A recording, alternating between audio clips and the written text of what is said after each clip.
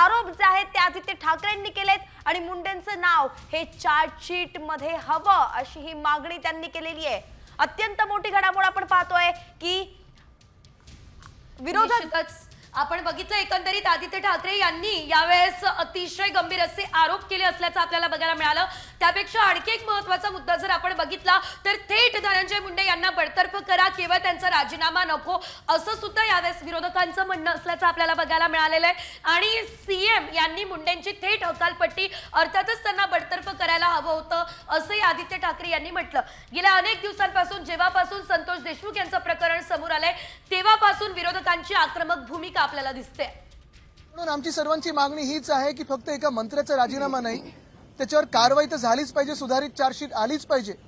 आपण पाहतोय बीडमध्ये तर कितीतरी हत्या होतच आहेत, पण संपूर्ण महाराष्ट्राची परिस्थिती पाहून हे सरकारच बरखास्त झालं पाहिजे की त्या लोकांना भर चौकात फाशी दिली पाहिजे।